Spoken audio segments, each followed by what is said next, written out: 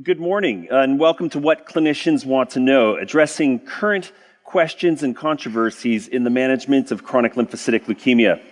I'm Dr. Jeff Sharman, and I'll be moderating today's event.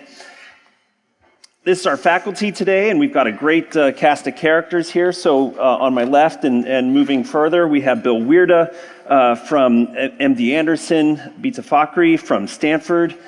We've got Farrukh Awan from University of Texas Southwestern, and then Kerry A Rogers from The Ohio State. Here are relevant faculty conflicts of interest. We'll flip through these. All right. So here is the commercial support for today's Research to Practice, and we're grateful to our sponsors for enabling this event. This program will contain discussions of non-approved uses of agents and regimens. Please refer to the official prescribing information for each product and its approved indications. This is where we're headed today. I'll start out talking about first-line therapy. Dr. Rogers will discuss BTK inhibitors in combination with BCL2 inhibitors. Dr. Awan will cover safety in special patient populations. Dr. Fakhri will walk us through the non-covalent BTK inhibitors, and Dr. Wierda will finish talking about CAR-T and other developing novel strategies. Here's some data from the General Medical Oncologist Survey. This shows the level of interest in topics related to CLL, and these are the topics we're hoping to address up here for your education today. All right, so we'll go ahead and kick off here with Module 1. This is my set of slides. All right, so I'll be talking about considerations in frontline chronic lymphocytic leukemia. The IWCLL criteria have been long established and really determine when we treat. Now, this slide isn't designed to be read. I realize the text is small, but I just want to highlight the key features. Indications for therapy include progressive marrow dysfunction, manifest by a hemoglobin dropping less than 10 or platelets dropping under 100, massive splenomegaly or massive lymph nodes, progressive lymphocytosis. I always say it's really important. It's not that there's a single number that tells us when to treat. There's no magic threshold of 100 or anything like that, but it's the velocity of change. And so when we see that doubling in less than 6 months, that's our clue for treatment. Autoimmune complications can be an indication for therapy. And I think one of the ones that's sometimes missed is the symptomatic or functional extranodal involvement. I just recently had a patient present an unusual case with renal failure and had direct renal involvement. CLL can be a tissue-invasive disease, and it's important to keep that in mind. And then finally, disease-related symptoms such as fatigue, night sweats, and so forth. The question of when to treat has been long a question mark in CLL and has been addressed through multiple studies throughout the years. These studies were oftentimes conducted well before they were eventually published, but we had the original chlorambucil versus watch and wait. We had fludarabine versus watch and wait in the original German CLL-1 study, and then the CLL-7 study looked at FCR versus watch and wait. And you can see the dates in which these were published. But we're now 10 years into the targeted era therapy. Note that ibrutinib was approved just about 10 years ago. And it brings us to the CLL-12 study, another German study, very well conducted, that asks the question, does early intervention with ibrutinib lead to better outcomes? And I think this highlights some of the challenge in CLL, because if you sort of start in the top right and work your way around counterclockwise, sure, if you put somebody on ibrutinib versus placebo, you greatly improve progression-free survival. The event-free survival, which is disease progression with indication for treatment, death, or new treatment, that's going to be a whole lot better. Time to next treatment is going to be a whole lot better. But we still don't change overall survival. And if we're going to consider intervening earlier, that's really going to be the gold standard that we have to consider. But I'll also note that these drugs, although they're oral, and although it's a great advance in our tolerability, no drug is a free lunch. So each of these drugs has side effects. And while we as clinicians oftentimes focus on the grade 3 adverse events, it's really living with the day-to-day grade 1, 2 events on top that our patients complain about most, and that's arthralgias atrial fibrillation, GI toxicity, hypertension, and so forth. So what does that leave us right now? Where are we with frontline BTK options? We've had updates of the original RESONATE-2 study. Now, ibrutinib has been compared across a variety of regimens, bendamustine rituximab, FCR, ibrutinib with obinutuzumab. I select the RESONATE-2 study because it has the longest follow-up. This was recently updated at European Hematology Association. I didn't have that slide. But the key thing I would highlight here towards the tail of the curve is we now have a median. And patients always ask, how long am I going to be on this drug? And no matter, or they say, am I going to be on this drug forever? And I think we can now say we have an answer. So the typical patient is on therapy for about 9 to 10 years. And I think that that's useful to a patient to be able to give them that real finite duration of therapy. On the right, we see the responses, and I would highlight that the green is the complete responses, and they continue to improve with time. What about acalabrutinib? This is from last year's ASH update of the Elevate-TN. This was a 3-arm study in which obinutuzumab chlorambucil, here along the bottom, was compared with acalabrutinib versus acalabrutinib obinutuzumab. When the study was first released right around here, there was really no difference between the acalabrutinib with or without obinutuzumab, and that was consistent with other studies. But the surprise with longer follow-up on this study is that 6 months of obinutuzumab early on leads to a growing improvement in outcomes over time. And I think it's one of the topics to discuss today is whether or not adding CD20 antibodies to BTK makes sense. Now, there's one data point I'm going to highlight here for future slides here, which is if you look at the 5-year follow-up of acalabrutinib monotherapy, it's right here, just about 80% in this older population. And you'll see why that's important here in a couple slides. So should obinutuzumab be included?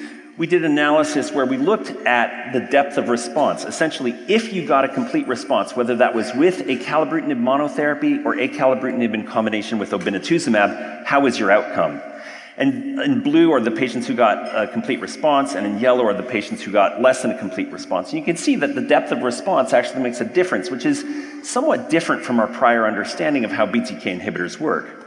On the left side of the figure here is the response rate over time for the addition of obinutuzumab versus monotherapy. And what you can see is that the complete responses shown here in light blue are better than the ones in purple. The patients who had obinutuzumab added do get deeper responses, and even with the benefit of time, the patients on monotherapy don't catch up. So I'm particularly excited. This is one of my colleagues' presentations here at ASH this year is giving acalabrutinib obinutuzumab for fixed duration. Maybe we'll get a chance to talk with Bill about that presentation later. So what about zanubrutinib? This is a study that surprised exactly nobody, which is that zanubrutinib is better than bendamustine rituximab, but it did lead to the label. This is being presented at ASH this year, and I'll say that the 5-year update shows just about an 80% PFS with zanubrutinib, which is pretty close to what we saw for acalabrutinib as well, slightly different patient populations. How do we pick a BTK agent? Well, there have been 2 studies in the relapse setting. On the left is acalabrutinib versus ibrutinib, and on the right is zanubrutinib versus ibrutinib. Now, I don't know how many match-adjusted indirect comparisons we need to see. A lot of people want to compare if C beats A, but B doesn't beat A, does C by therefore definition beat B? I think that's a flawed comparison because these are very different patient populations. They were done at different times, and I, for one, have not really bought on these match-adjusted indirect comparisons. So what does NCCN show us? That's here. You can see the preferred regimens. Really, acalabrutinib and zanubrutinib, what they did offer was a toxicity advantage, and so you see these as the preferred regimens with ibrutinib listed as another regimen. What about BCL2 inhibitors in frontline CLL? The big study for this one was the German CLL-14 study, which compared obinutuzumab venetoclax versus obinutuzumab chlorambucil. That won handily. This was just recently updated. And I think the key here is this part of the curve where you see gosh, we're right around 6.5 years for the median time to progression. Now that is with 1 year of fixed duration therapy. If you separate it by their IGHV status, though, you see an important finding that what's driving the progressions are those patients with IGHV unmutated disease. I'm going to skip this because I think I'm getting behind already, but I think that the time to next treatment is another important aspect of this. Just because somebody progresses doesn't necessarily mean that they're going on to another therapy.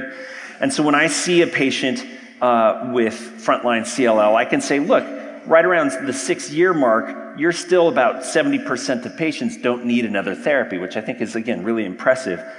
And you can see that stratified further by whether or not they're IGHV mutated or not. So my default regimen, all other considerations in an IGHV mutated patient, oftentimes is the obinutuzumab venetoclax because of the duration of benefit. And I think that there's a more nuanced conversation amongst my patients with IGHV unmutated disease. CLL14 was an elderly population, and so this was studied in a younger group as well, and I think Dr. Rogers has some slides here as well, but this looked at triplet with ibrutinib, obinutuzumab venetoclax in red, rituximab venetoclax, or chemoimmunotherapy. I think the key highlight here is that proving once again obinutuzumab is better than rituximab in CLL. And I think at this tail end of the curve, we're seeing some separation, which is an interesting thing we can talk about with the addition of triplet therapy. There are a couple ASH updates that speak to this as well. We'll be presenting the Cristallo study, which looks at obinutuzumab venetoclax and versus chemoimmunotherapy, depth of response, as well as MRD-adapted therapy. So factors to consider. I think that with BTK inhibitors, there certainly is convenience. There's really long-term efficacy data. I realize this slide's actually a little bit outdated and probably needs to be updated because both have been compared to FCR and BR. And there is probably more data for the efficacy of venetoclax at the time of ibrutinib progression. For obinutuzumab venetoclax, we have potentially for 1 year time-limited therapy, there's a favorable cardiac profile and less concern for long-term adherence, as well as some potential cost savings. So that brings us to the end of my discussion, and we have a couple questions, and I'm going to just start to my left with Bill. I think this first question is a very specific patient, but I guess I would ask you to highlight sort of the broader themes about molecular characteristics. How do you think about both older and younger patients with high-risk disease? Okay, so an 80-year-old with high-risk disease, as you say, by virtue of having an unmutated immunoglobulin gene and a mutated TP53, puts that patient in a category where I'm a little uncomfortable having them off treatment, so my preference for that type of patients would be to have them on a maintenance type strategy with a BTK inhibitor.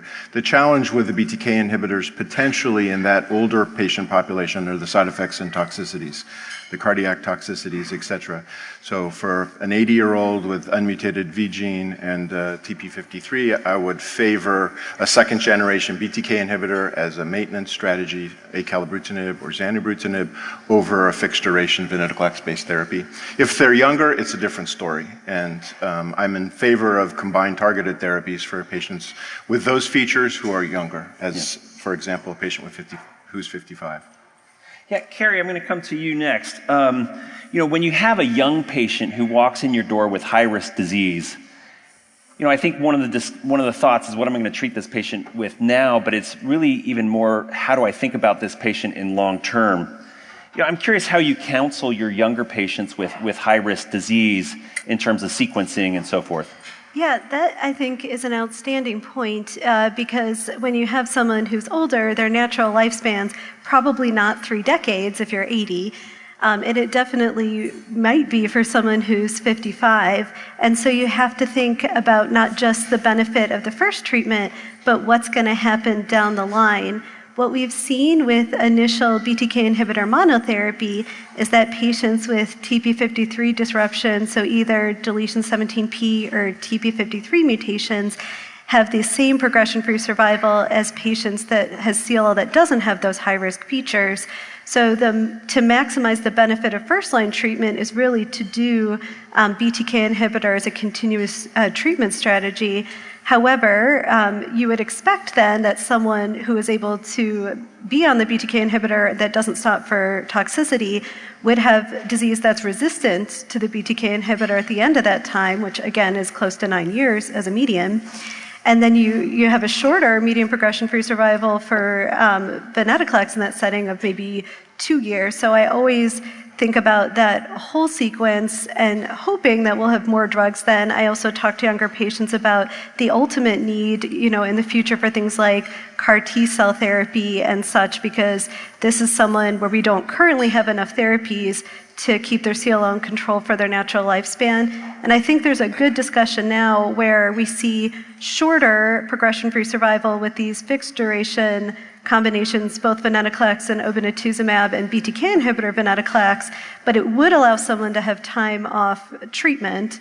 So for a younger patient, they might want something that they'd expect a shorter progression-free survival than in patients without high-risk disease, knowing that they'll have an opportunity to at least spend some time off treatment.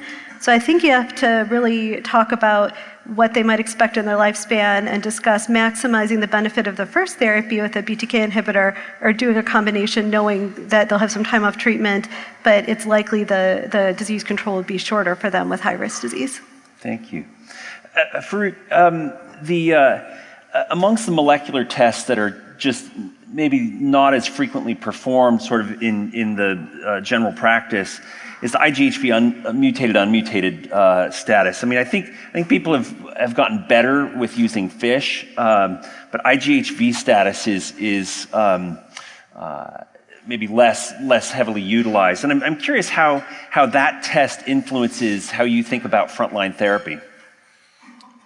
So I think I look at those in combination with the FISH and the TP53 mutation analysis. I think the other thing that we don't see a lot being tested is the TP53 mutation along with the FISH. Luckily, our use in the US, I should say, for the international audience, it might be different, but in the US, the use has improved for FISH over the years. It used to be around 10, 12, 15%. Now it's probably close to 50, 60%, unfortunately. IGHV has always been around 10, 12%. Which is dismal, because you were making the argument that I will use chemotherapy for my CLL patients with mutated disease, because that was the argument for using FCR for the longest time, even with BTK inhibitors. And unfortunately, all of those patients who got chemotherapy and are still getting chemotherapy don't know if they are mutated for IGHV or not. So that was one of the reasons why every time we go out and talk about it, we do talk about IGHV and the significance of IGHV, and I think it's still relevant. It's probably the only other thing that's relevant, as you just showed, that in patients treated with venetoclax, they do have a slightly inferior outcome with unmutated disease. Those patients also might be more likely to get more clonal evolution over the years. So if I'm discussing infinite therapy versus finite therapy, I do talk about possibly leaning towards the BTK inhibitors if you are IGHV unmutated, rather than doing a venetoclax or obinutuzumab-based approach. So that's where I use it personally. Outside of that trivial thing, the other reason I use it, and so when do we test it? Do we test it every time? Do we test it once? I do test it on all our patients up front, because once it's mutated, it's always mutated. Once you're unmutated, you're always unmutated. The reason why I test it up front personally is it gives me an idea of when to follow this person, because the mutated one, I will be more comfortable in seeing them in 6 months. Even if I don't do the formal CLL-IPI score, I can still assume that the vast majority of my mutated patients, I can see them every 6 months or once a year. But for the unmutated, maybe I might need to see them sooner and keep a closer eye on those patients because they're more likely to progress. So those are kind of the subtle things that I also use the IGHV to help guide my management. Thank you. Bita, I'm coming to you, but I'm switching the question. So if you were getting ready to, which is picking amongst BTK inhibitors. Frontline setting, relapse, I guess it doesn't really matter, but how do you think about which BTK agent to use and what motivates you one way or the other? So between ibrutinib and the new generation acalabrutinib and zanubrutinib, I think we are living in an era that we have the luxury of these new generation BTK inhibitors. I think the field owes so much to ibrutinib, but the side effect profile compared to the new ones is less favorable. So I think we've moved from ibrutinib in choosing a BTK inhibitor, a covalent BTK inhibitor for a patient with either treatment-naive or relapsed refractory disease. But between acalabrutinib and zanubrutinib, as you mentioned, so Zanu has been compared in the Alpine trial to ibrutinib, and acalabrutinib has also been compared to ibrutinib in the Elevate-RR trial. So Zanu and acalabrutinib have not been compared in a head-to-head fashion, and I share your sentiment that I'm not basically convinced by matched-adjusted indirect comparisons. So honestly, between Zanu and acalabrutinib, my honest answer is I toss a coin. But there are some caveats to that. Zanu, we know that it is associated with a higher rate of neutropenia. So if a patient is coming in with, heavily infiltrated marrow and presenting with neutropenia, I am mostly inclined toward using acalabrutinib. And between acalabrutinib and zanubrutinib, acalabrutinib is associated with a higher rate of headache, which is temporary, self-resolves after 3-4 cycles, very caffeine responsive. But if someone has really bad headaches, migraine headaches, lupus with CNS involvement, those are the scenarios that I've used zanubrutinib versus acalabrutinib. And I have to tell you, in real life practice, I have chosen one, acalabrutinib versus Zanu or Zanu versus acalabrutinib, and then the insurance has gotten back to me that you have to switch to the other one. Yeah. Great. Bill, while I formulate my questions from this slide, I just want to ask you about the CD20 with BTK. I know I'm a little bit in the minority on this, but if you wouldn't mind just sort of summarizing what you think the role of CD20 is in addition to BTK. Sure. Because of the data you showed with the acalabrutinib CD20 antibody, it gets our attention. It's a topic of discussion. Traditionally, I have thought about BTK inhibitor as monotherapy, not necessarily with a CD20 antibody. As we emerge from the COVID period, we're a little bit more inclined to think about a CD20 antibody. It is immunosuppressive. We have an increased risk for infection with a CD20 antibody. At this ASH, it's a little bit remarkable to me because a lot of the data that we'll see on the big trials will show COVID-related deaths, and they tend to be among patients who got a CD20 antibody. Given that, I think the concept of having a maintenance where you can show that the depth of remission is important is a very important concept for us.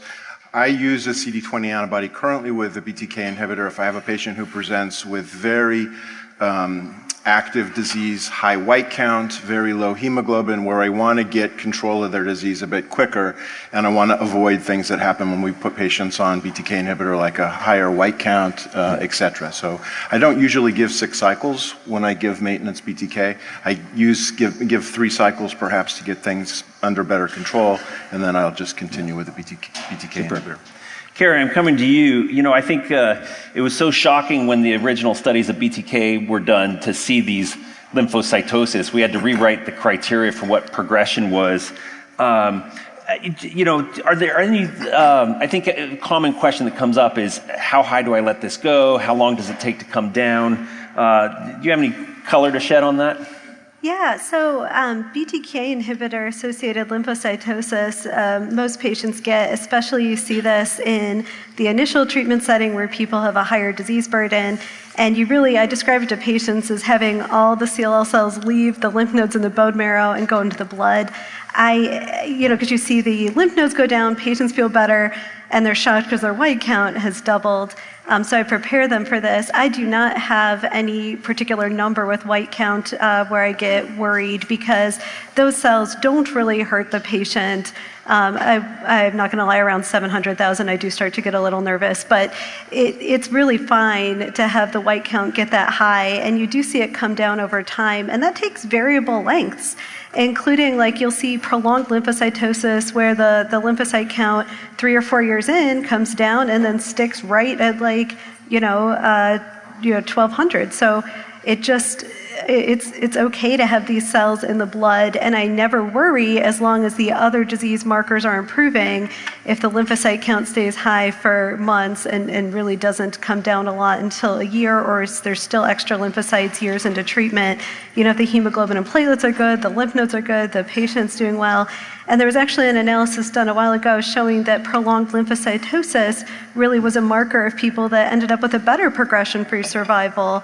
The thing that makes me worry, of course, is if people are adherent to taking a BTK inhibitor and you see the lymphocyte count come down, stays down for like 2 years, and then starts going up again, then you're like, okay, well, that probably means that the CLL is becoming resistant to the BTK inhibitor.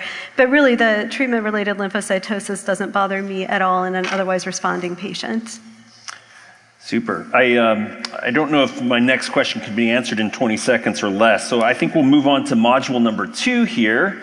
Dr. Rogers, I'm coming back to you here. Can you walk us through your slides on the emerging role of BTK inhibitors in combination with BCL2 inhibitors? Yes, thank you. So I'll just start by saying that these combinations are not approved in the US, but I want to provide you with an overview of some of the more mature studies and newer ones with these combinations, because I do think these are highly effective treatments.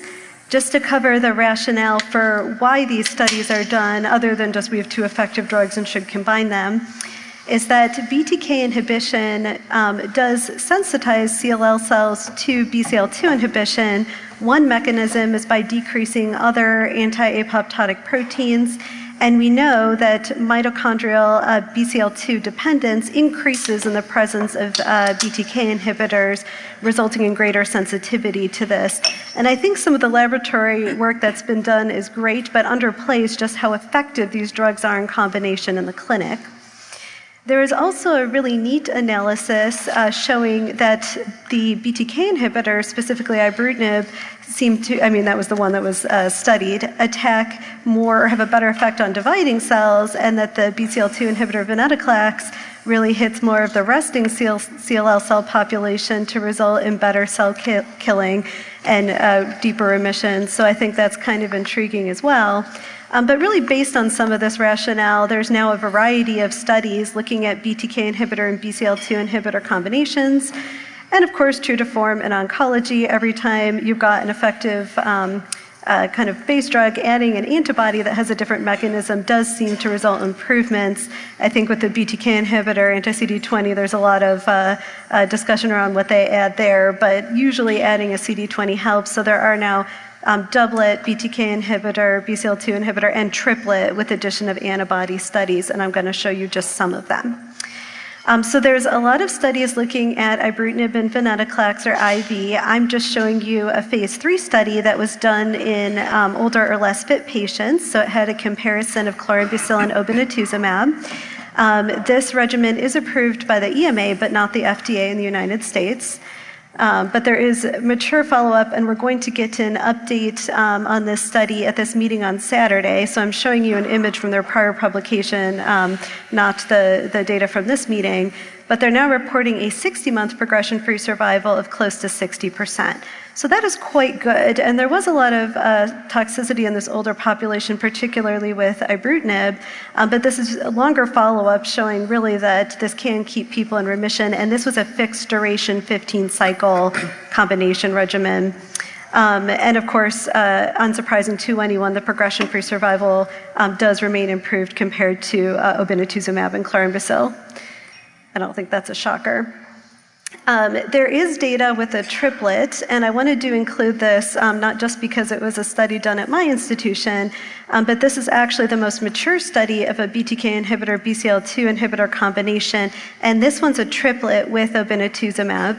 It's a phase 2 study, so there's a complex number of cohorts. There's actually 3, 2 of them in untreated patients, and this is a 14-cycle regimen that you can see diagrammed. And the reason I included this is that with follow-up, we've actually hit a median progression-free survival in treatment-naive patients, which was 7.4 years. Granted, it's a smaller sample size than a phase 3, but this puts this triplet combination as a median PFS somewhere between BTK inhibitors, which are close to 9 years, and ven-obin, which was close to 6.5. This has been looked at in a cooperative group study that is reported, and this was in older patients comparing it to ibrutinib and obinutuzumab. So the difference here was inclusion of venetoclax, and it did have an MRD-guided discontinuation. The primary endpoint was PFS and was powered for superiority, which is important because this study actually met futility and was reported at ASCO in 23, showing that the 3-drug combination would not be superior to the 2-drug, although they do look kind of even if you look at the hazard ratio. And there's a similar study in younger patients powered for non-inferiority, which is important because with a fixed duration 3-drug combination, if the PFS is not inferior, there'd be some benefit to doing a fixed duration therapy here.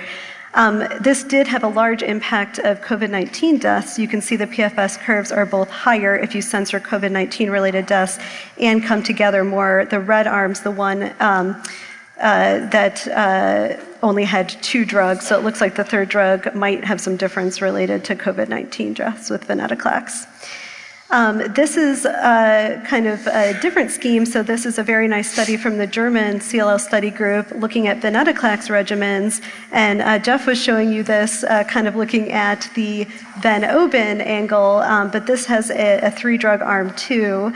And in the IVO arm, so again, the difference here is the addition of ibrutinib to venetoclax obinutuzumab, which was, again, not the main reason for the study, but an interesting analysis. You see certainly both ven-oben and IVO are better than chemoimmunotherapy, but you do see an emerging benefit where there's a longer PFS in specifically unmutated patients with the 3 drugs.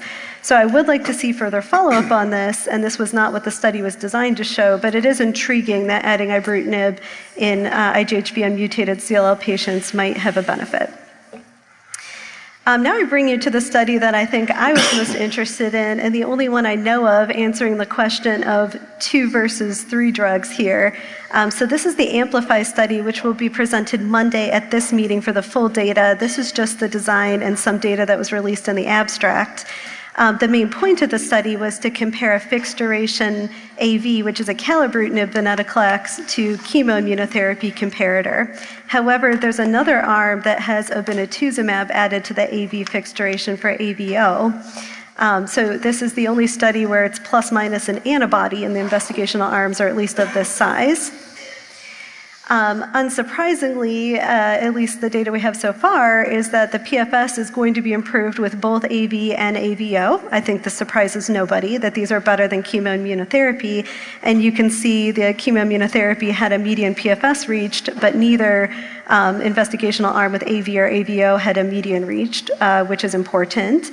And you might see maybe better disease control with the addition of OBIN if you look at the estimated 36-month PFS there, but you do actually see, looks like numerically more deaths with the addition of obinutuzumab and COVID-19 related deaths. So I am interested with additional follow-up if we see that we do get better disease control, but also greater toxicity, kind of how this plays out. So I encourage everyone to attend that session Monday and really see the full results of this study. So I'm looking forward to seeing that myself.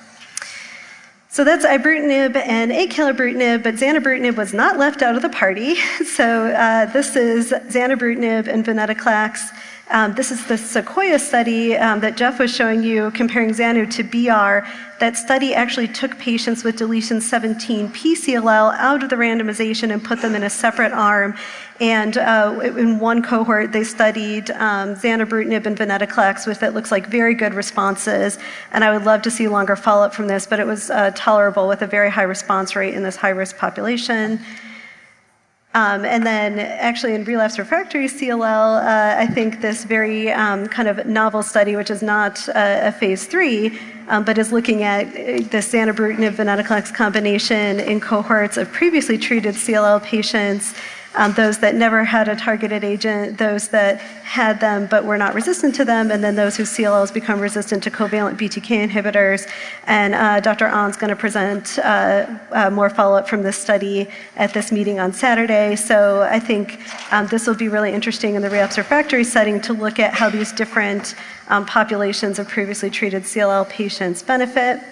There's, of course, a 3-drug with ZVO, the bovine study, which has very good response rates. You can see the diagram on there. It had like an MRD kind of guided discontinuation, and there'll be an update on this study at this meeting, which I look forward to seeing. And then just to finish up with something that I think is really important is so far when we've been talking about BCL2 inhibitors, we've been talking about venetoclax, because that's the currently approved BCL2 inhibitor. But it's not the only one that's really making it into larger studies now. So we are seeing newer BCL2 inhibitors in development now making it to the clinic with substantial data. And this is sonrotoclax, which is a potent and selective BCL2 inhibitor.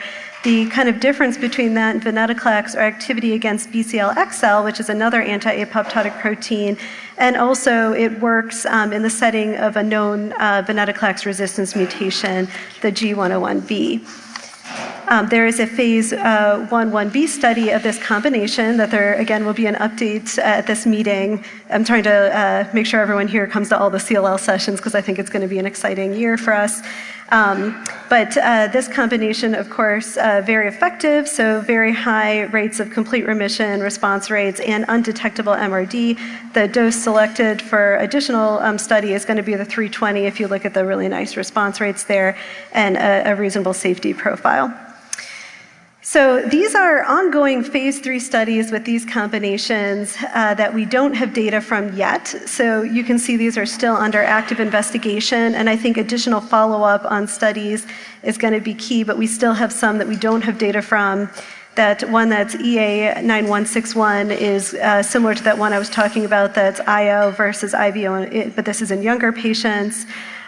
We have Celestial on there, and that's going to be the zanubrutinib sonrotoclax compared to venetoclax obinutuzumab, and a bunch of others that are really going to add to what we know. The two in gray are studies in previously treated CLL with actually non-covalent BTK inhibitors. So I think it's going to be a really exciting time to see some of this data. Thank you, Kerry. That was great. I totally appreciate that. Well, we have a number of questions from the group as well as some that we had ready to go. I'm going to start with Farrukh. Amplify is the big study this year, right? This is the big frontline study, and BTK BCL2 combos. It's kind of tortured, right? Because it's approved in the European theater, but not in the U.S. based on GLOW. So I think a lot of folks are anticipating that AV or possibly even AVO could become a treatment option for us. And so, we haven't seen the data. I recognize there's all sorts of limitations, but as you're thinking about acalabrutinib, venetoclax as a treatment option, where, even without the data, because it's coming up, how do you think about incorporating that regimen into your practice? So I'm personally very excited about that combination, and I think from work that Bill's group has reported, and the other concern that I had was that if you are using a time-limited option, like Kerry said, what's the long-term outcome of that patient? What's going to happen when the disease does relapse 5, 6, 7 years down the road? How will you salvage those patients? And I think it's encouraging that with the time-limited AAV or IV approach that we have data on, that we don't see those resistance mutations emerging. So I think that's very provocative, that's very interesting. So the argument is that you can reuse this potentially in the future with similar, hopefully, results, so you don't jeopardize the length of time that the patient would be in remission and their overall survivals. I don't personally am a fan of the triplet therapy. I understand that we have access to CD20 antibody, but I think the more data is coming out, the more I'm leaning against using a triplet and more sticking to the doublet. The big question in the field is whether AV or IV or whatever, ZV, is that better than Ven-Obin? I think that would be the eventual argument, and I know that multiple efforts are underway to address that question. So personally, I would love to address that question. I'm very excited about using the doublet as an option for time-limited therapy for patients with previously untreated disease. I have done that off-trial in my personal experience. The other big question that has happened, which actually happened last week, and we have a patient that we shared with other colleagues in the room, and the argument was that person has TP53 disease and have finished therapy with acalabrutinib and venetoclax. She's in MRD6 negative remission. Do you stop the acalabrutinib? And the answer is we don't know. But because of the high-risk disease, I think the decision was made to continue the BTK inhibitor. Is that the right approach? I don't know the answer to that. I think there's disagreement. But this is an evolving field. This is exactly why we need to put patients on a clinical trial. Right. You had a lot in your response, a lot of threads we can keep pulling on, and Bita, I'll come to you next. But I'm thinking about, I'm envisioning, who knows, but we get a label for AV, and that's speculative, of course. But how would you pick between acalabrutinib versus obinutuzumab-ven they're two doublets, right? So if we're moving into a doublet world, how do you pick between that, or what sort of thoughts go through your mind? Yeah, so the CLL14 trial had 60% patients with unmutated IGHV, and if you look at that subset analysis, the median PFS for unmutated IGHV was 65 months. So I tried to translate this for my patients. This means that you take the combination for a year, you enjoy a 4-year progression-free survival, and then your disease comes back. To me, that's acceptable as long as it is also acceptable to a patient. Mm-hmm. So, the combination of AV, yes, you can consider that for unmutated IGHV. Of course, we need data to be totally convinced it is meaningfully better for unmutated IGHV patients. I think the OV data is good enough, unless we see, in the trials that, we mentioned, particularly the Celestial trial, which is combining zanubrutinib plus sonrotoclax versus OV. I think that's a trial that is going to answer that question adequately. But I think OV is good enough for IGHV unmutated patient. But if someone has TP53 aberrant disease, I think I'm more inclined toward using a BTK inhibitor with venetoclax. Yeah. Bill, I'm going to ask you a challenging question. Are singlets dead? Are singlets dead? No, I think there are appropriate patients for singlet therapy. Venetoclax single agent, I'm not inclined to use. I'm inclined to optimize venetoclax-based therapy by adding a CD20 antibody or BTK inhibitor. So we're talking about singlets in regard to the BTK inhibitors, and as we talked about, that first patient we talked about is an appropriate patient for single agent BTK inhibitor based therapy. So I don't think they're dead. There will be specific patients that we identify that are most appropriate for that strategy.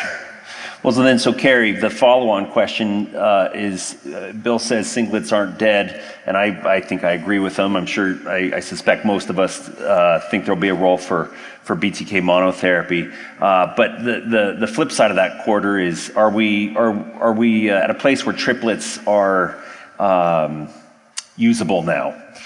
Oh, I think that's an excellent question. I mean, the data with I plus B, which is the longest one we have of a BTK inhibitor, BCL2 inhibitor combination, I think is pretty compelling. And if AV gets approved, I think people start using it.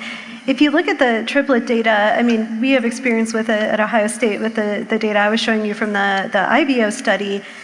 The patients who enrolled in that study were mostly younger and fitter, not because of the eligibility criteria, just based on who chose to enroll, and most found it quite tolerable. But I do think more drugs always means more side effects, and when you look at the limited data we've seen so far, I mean, we'll get a better picture later in the meeting from Amplify, it looks like, deaths are higher with that, toxicity is going to be higher with more drugs.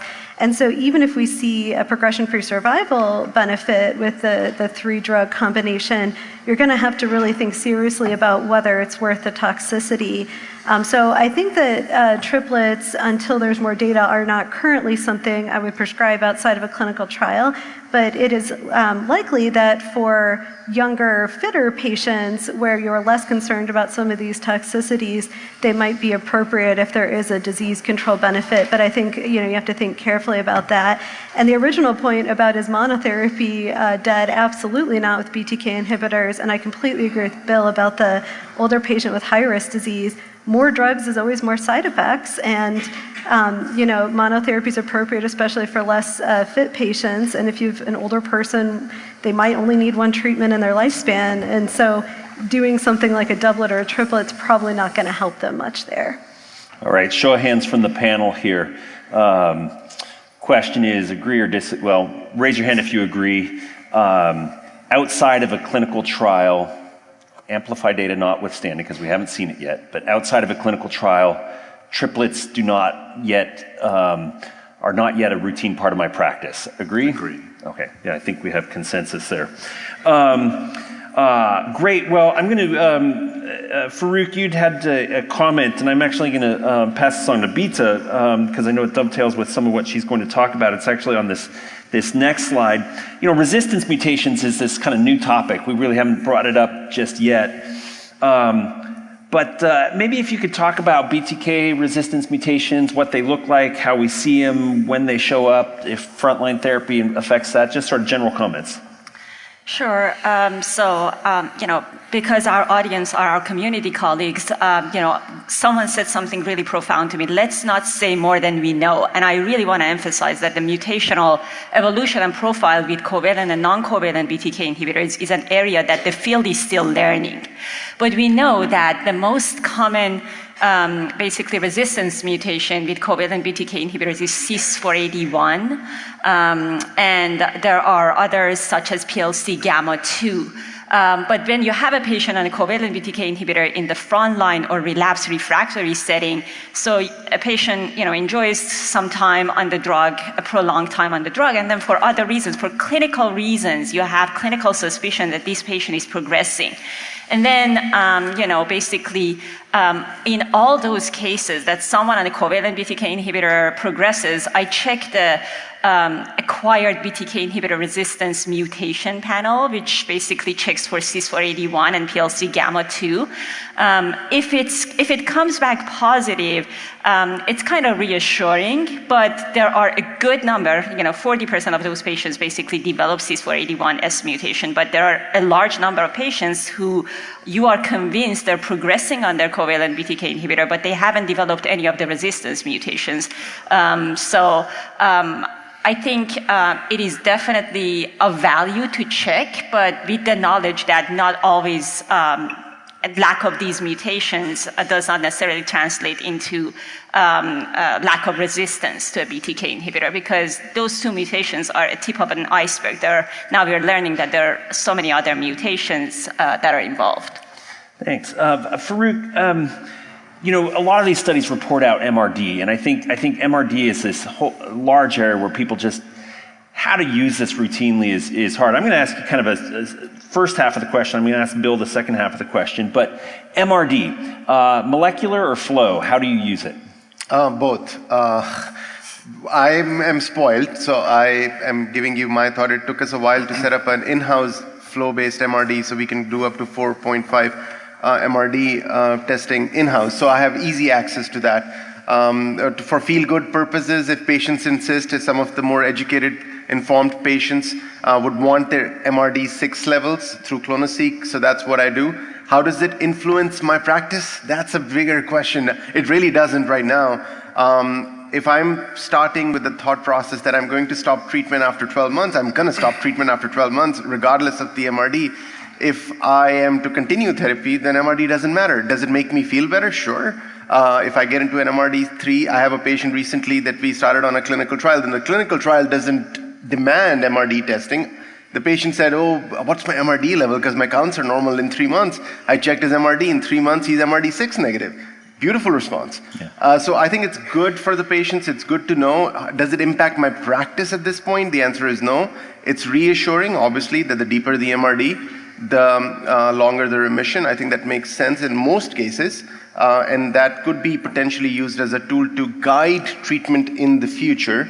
But right now, I don't use it routinely. And then also, we have to understand that your regular flow is not the MRD flow. Just for the audience, please, it's a very, very insensitive assay that we use for diagnostic purposes. The flow MRD is available in limited places in the US. In some places, you have to ask for a specific flow MRD, and the only other MRD is the clonoSEQ MRD option that I'm aware of. There may be others, but that also requires a baseline sample. So if you don't have a bone marrow, if you don't have a lymph node at baseline, it's hard to get a baseline clone to track the MRD in the future. So that does become an issue if you don't have a baseline sample for that.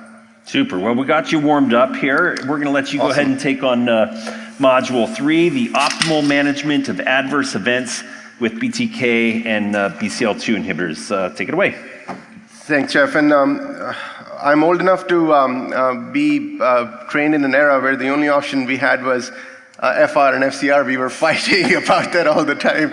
So when we saw hypertension, oh, that's not even a real side effect.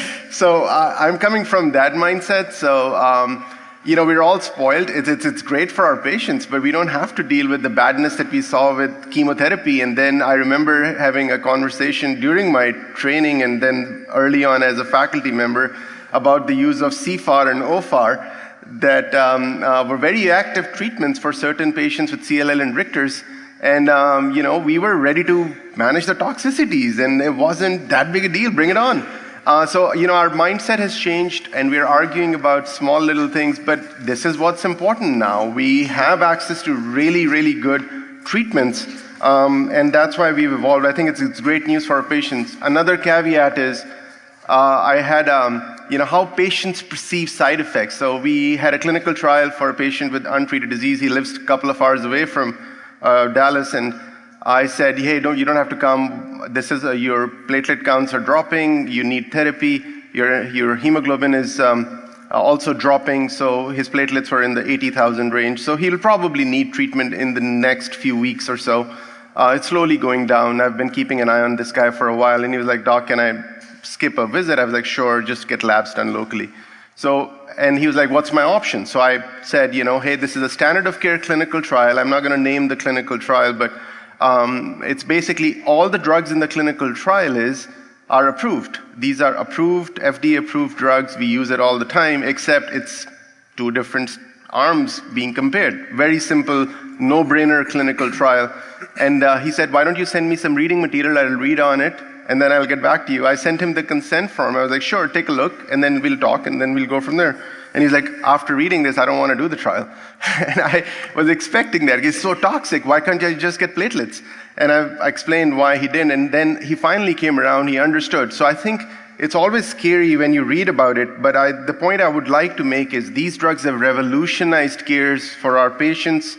They're generally very well tolerated. And we're frankly nitpicking for the next 10 minutes or so on which one is safer than the other. And as Jeff said, there are no head-to-head comparisons, and they're only a match-adjusted analysis, or makes or mics, or whatever you want to call it. Maybe we should propose doing a make for makes and see what the end outcomes is for all of those makes, because there is no data head-to-head to compare it except for the newer BTK inhibitors, the first generation 3 BTK inhibitors with ibrutinib. So that's all we have, and that's what I'll share with you, and then happy to take any questions later on.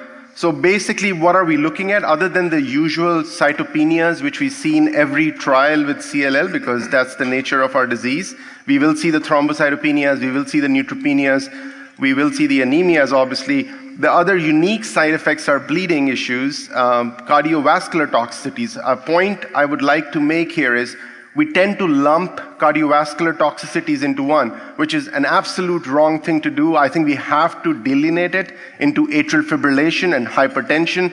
This is not hypertension causing atrial fibrillation 10 years down the road, which is what happens in normal people without these medicines. As we get older, we get AFib because we've had uncontrolled hypertension for 20 years. This is completely different. AFib happens right away. Within the first few months, hypertension happens right away. So these are mechanistically, physiologically slightly different. Obviously, they are interconnected, but it's not that hypertension would eventually cause atrial fibrillation because of cardiac remodeling business. So slightly different problems. Atrial fibrillation is one, hypertension is another, possibly ventricular arrhythmias is another one, and we can talk about it if we have time. And then obviously infectious complications. COVID is here to stay. How do we mitigate that? How do we minimize that risk? We don't have a strategy yet. It's an evolving science at this point. So why did we stop using ibrutinib? And this is from the Alliance studies that we've shown the data earlier. Very effective treatment. Nothing wrong with ibrutinib, except, like I said, we are nitpicking. So what do we nitpick on? And the biggest thing is deaths. Sudden cardiac deaths is a big deal. And this is one of the reasons that, especially in older folks, ibrutinib did result in a higher risk of cardiac side effects and sudden cardiac deaths. which is one of the reasons that led to the unfavorable use or lack of use of ibrutinib, and then our shifting to the newer BTK inhibitors. So that was kind of the start of the process, and obviously as the new drugs became available, we had data from the ELEVATE study, which was acalabrutinib in the frontline setting, and looked pretty decent here. And then zanubrutinib was also the same. Again, bleeding does seem to be a class effect. I think all BTK inhibitors will cause bleeding, even the newer ones, even the second generation ones. We just don't have enough data on the non-covalent ones yet, but I suspect that would also cause BTK inhibitor related bleeding issues. Kerry can probably talk about that some more, but in my opinion, bleeding is a side effect of the BTK class, so you can never probably get away from it, maybe in the future. This is what I was talking about with pirtobrutinib. You still see a fair amount of bleeding and bruising, so it's not that bad. It's manageable. You can handle it. So, but again, like I said, small little points. What can we look at? One thing we do realize that the risk of atrial fibrillation, which used to be pretty substantial with ibrutinib, has come down with zanubrutinib and acalabrutinib, and now with pirtobrutinib and nemtabrutinib, which is the other non-covalent BTK inhibitor. All right, so moving on to, this is the nemtabrutinib study. Again, limited data. We still have smaller number of patients. We still see hypertension is background noise because our patients are older. We have more we need more data to look at this. COVID will stay with us. Atrial fibrillation, also possibly background noise with nemtabrutinib. So, this is evolving. We just need more data with Pirto and Nemta before we make any judgments on these side effects. All right, so let's compare ibrutinib with acalabrutinib, ibrutinib versus zanubrutinib, because the answer is which one do we pick? So atrial fibrillation was less in patients who were treated with acalabrutinib versus ibrutinib in a head-to-head comparison. So that was one of the reasons for not using ibrutinib. Along with the other side effects, acalabrutinib, on the other hand, has headaches, which are typically very responsive to caffeine treatment, so coffee works very nicely. Or caffeine tablets work very nicely for most patients. So atrial fibrillation was less, bleeding was less, hypertension was less, and so on. And I'll show you graphs, which makes more sense. Similarly, when you compare zanubrutinib versus ibrutinib, you do see that the risk of atrial fibrillation with zanubrutinib was less as compared to ibrutinib, substantially. Bleeding seem to be fairly similar, though, and hypertension potentially slightly worse or almost the same. So then which one is better? This is why if you lump cardiovascular toxicities, you don't get the accurate picture. So just to make it simple, for people who want it seen, and again, we should not be doing cross-trial comparison, but you know what, we can do it. We'll use our academic license to do it. This is kind of how it looks. If you look at the blue in acalabrutinib, it appears to be better in terms of bleeding, hypertension, and AFib. And on the flip side, you have the Alpine, which is basically hypertension, almost the same, bleeding, almost the same, atrial fibrillation, definitely better. So that's just one way. And if you're not a figures person, I put it like this. I put the numbers on, so you can look at the numbers. So which one is better? You make your decision. So again, like I said, this is not the best way to compare those. There's multiple issues, patient selection, era. Ibrutinib Resonate 2 is significantly better from all the ibrutinib that's happening right now by almost a year. Why did that happen? Why doesn't ibrutinib work? Nothing's happened to ibrutinib. It's our perception of toxicities, and we're spoiled for choice. We don't want to deal with the side effects. We recognize side effects earlier, and we're biased against ibrutinib. So is ibrutinib even a relevant comparator in the next generation of clinical trials? And the answer is not. Unfortunately, that's the path that a lot of clinical trials will take and keep comparing to chlorambucil in the past, and now ibrutinib is the next one. So unfortunately, this is the phase that happens in clinical development. Anyway, how do you manage a patient with these issues? So basically, if there's a high-risk cardiovascular risk patient, you do the baseline cardiovascular assessment, get a cardio-oncologist involved if it's a high-risk person, and then you manage, co-manage, and then keep an eye on those things. And if they need EKGs, echocardiograms, that's fine. But you have to be aware, you have to manage it very aggressively. You stop the ibrutinib for 3 days before a minor procedure, 7 days before a major procedure, and hopefully avoid a lot of the bleeding issues. Antiplatelet therapy is worse than anticoagulants generally, so if the aspirin and Plavix are a bigger issue than apixaban or endoxifen and so on. So can you manage atrial fibrillation? Absolutely. You can dose adjust, you can do beta blockers and go from there. Hypertension similarly can be managed. So that's kind of what it is. And then neutropenia is another thing that you see mostly with zanubrutinib and ibrutinib, but you also see with all of these drugs, so growth factors can be done to ensure dose density. And finally, very quickly, I'll go through the BCL2 antagonists, and I'll just talk about... Sure. No, I just in the interest of time, keep it up. I appreciate the discussion, but want to make sure we have enough time for some of the questions from the audience. Thank you, Farrukh. Bill, I'll start with you with regards to hypertension. A patient comes in with a history of hypertension. Does that influence your BTK selection? Not necessarily. I mean, I think it's most important to make sure that they're connected with their cardiologist. If they have a cardiologist, that their blood pressure is well managed before putting them on the BTK inhibitor. It would be a second-generation BTK inhibitor. And just have a discussion with them about anticipating the possibility of that becoming worse on a BTK inhibitor, and that they need to keep close tabs on their blood pressure and follow up with their cardiologist. And Bita, to you, somebody who comes in already with pre-existing 3-drug hypertension, does the rates of hypertension difference between Xanu and Acala influence you if somebody's got, sort of refractory hypertension? Slightly yes. So from at least the Alpine trial comparing Xanu to ibrutinib, we know that they're both associated with hypertension, which is a late toxicity, and the cumulative incidence of hypertension increases with time. So it doesn't plateau. And I hate for a patient who's going to be on indefinite therapy, develop a side effect, adding 3 more medicines to manage that side effect. So the polypharmacy associated with that is not acceptable in this time and age. So in patients with very hard to control hypertension, requiring more antihypertensive therapies, I'm slightly inclined toward using acalabrutinib. I probably too much information, but I'm running this one clinical trial right now, and patients with 3-drug hypertension are excluded from receiving ibrutinib on the study. I'm like, I wouldn't qualify, So it is an issue that can come up for folks with regards to the hypertension. Kerry, with the headaches, what do you, when you're starting acalabrutinib, how do you talk to somebody about headache? Do you preempt it, or do you, how do you navigate that before they start acalabrutinib?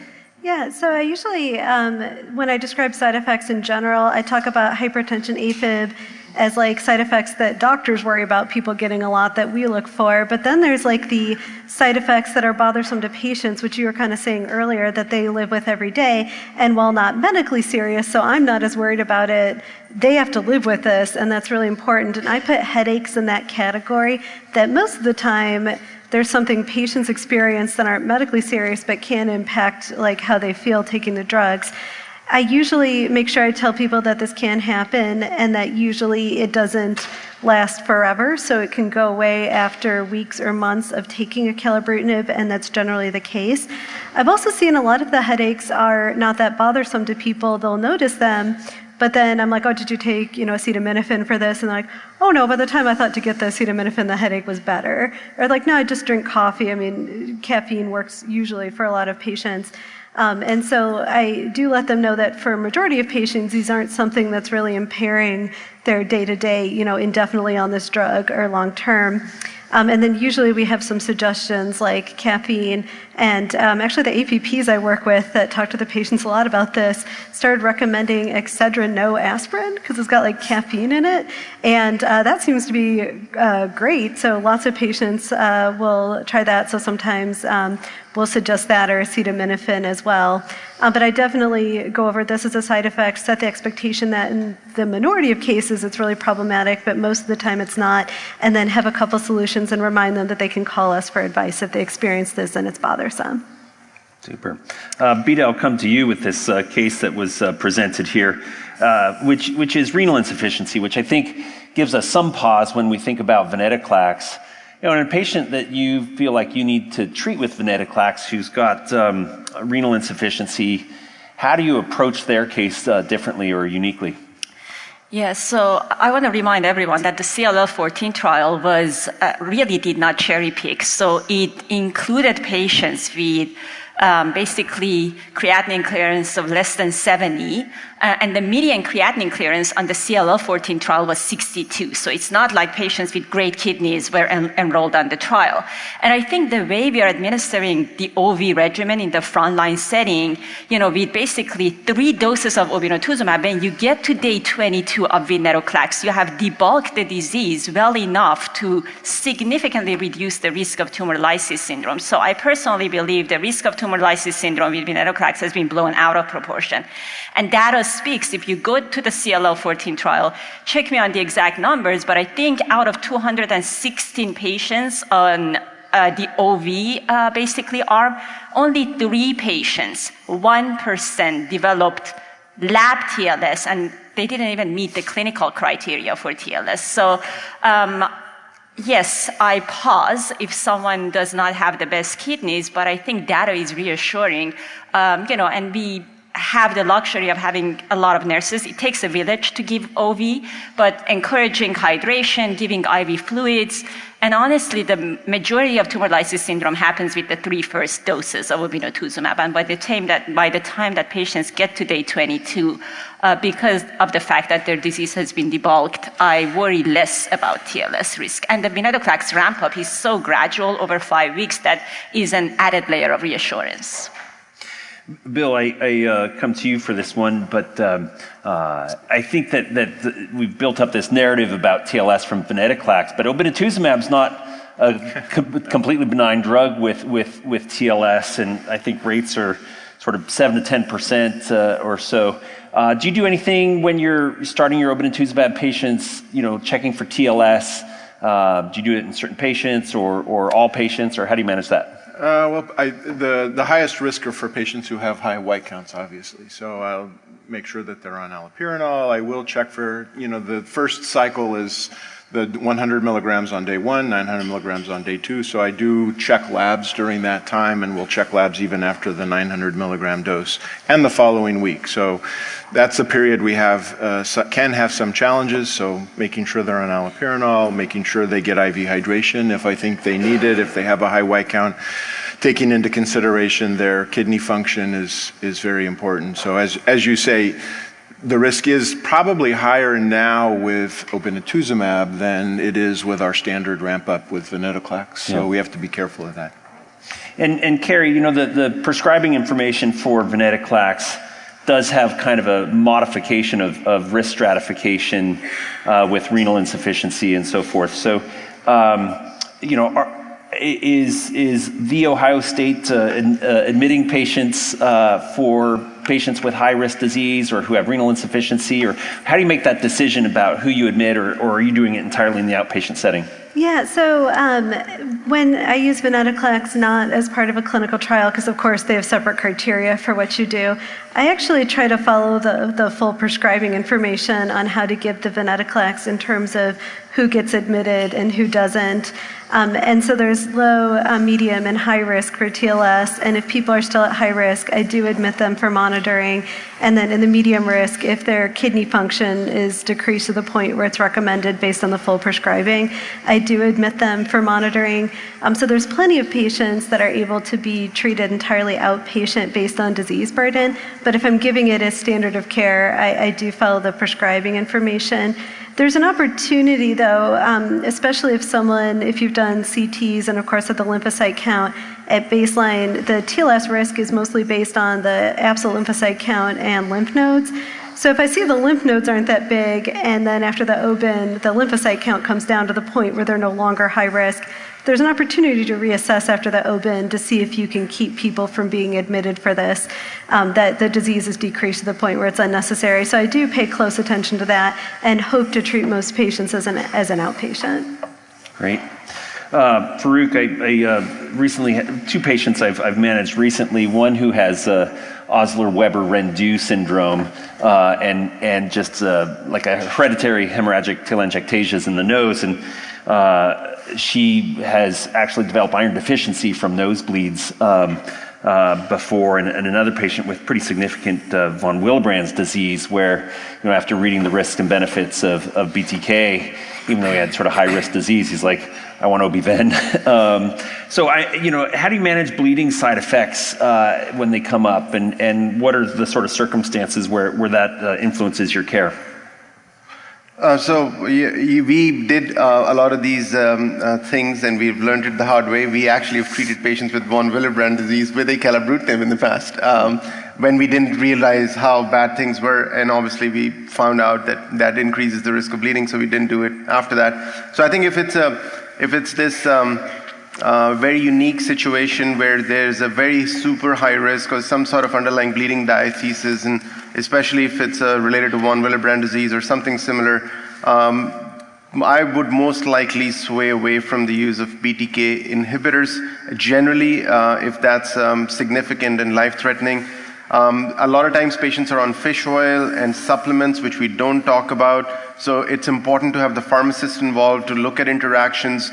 They could be on other azoles, which can substantially increase the dose of the BTK inhibitors by certain times, not percent, but multiple times, 23 times with azoles, for example, with the ibrutinib. Those are minor things that we tend to ignore. And at least from our earlier experience with the use of BTK inhibitors in the first 571 patients, we did see that the vast majority of patients who had a bleeding risk was with antiplatelet therapy rather than with anticoagulation.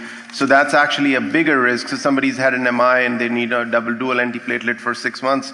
That would be a tricky patient to manage. Can you manage them? Sure. But then the risk of bleeding would be substantially high. I had recently had a patient with a mechanical heart valve. They have to be on Coumadin. Same argument. We used venetoclax in that person because of the fact that I wasn't comfortable managing the risk with Coumadin-related toxicity. If there's a persistent nosebleed, I think if it's a localized issue, you can probably look at ENT and ablation and see if that helps. But I think it's a lot of these other factors that make it harder to manage. Excellent. All right, well, Bita, we got you here to talk about the integration of the non-covalent. These are coming on strong here. We'll get to hear more about them at ASH. Look forward to your slides. Go for it. Great. So you heard a lot about covalent BTK inhibitors and BCL2 inhibitors, and you saw in Jeff's slide that ibrutinib got approved for patients with relapsed refractory CLL in February 2014. So 11 years into this truly revolutionary phase in the field of CLL, now there is a term emerging more and more, and that's called double exposed, double refractory CLL. And those are patients who have been exposed and either refractory to or intolerant to both classes of covalent BTK inhibitors and BCL2 inhibitors. And that's going to be the new focus in the next decade, because now that our patients with CLL have enjoyed prolonged progression-free survivals from the availability of these agents, when they become refractory to these new novel targets or intolerant, what's next for them? So how I make a decision, the 3 major basically components in making decisions: patient-specific factors, age, comorbidities. And we are living in an era that fortunately patients with CLL have a menu of options available to them. So personal preferences definitely plays a role. And there are disease-specific factors, particularly TP53 aberrant disease, either deletion 17p and or TP53 mutation. I think we spoke enough about IGHV mutation status, whether we are dealing with bulky disease or not, and also therapeutic-specific factors. We learned about the side effect profile of covalent BTK inhibitors in addition to BCL2 inhibitors, and also route of administration, IV versus PO. So if I can do one thing right today is to make sure that we all totally understand the difference between covalent or irreversible and non-covalent or reversible BTK inhibitors. So currently there are 3 FDA-approved covalent BTK inhibitors approved: ibrutinib, acalabrutinib, and zanubrutinib. And here you see the kind of map. Each circle represents basically a target inhibition, and the radius of the circle represents the basically affinity for that target. So here you see that ibrutinib has the highest off-target inhibition as compared to acalabrutinib and zanubrutinib. Both of the molecules have a cleaner kinome map, and it clinically also translated to a better side effect profile, as you heard in the previous talks. So covalent BTK inhibitors, all three molecules require to make a covalent bond with the C481S site of the BTK enzyme.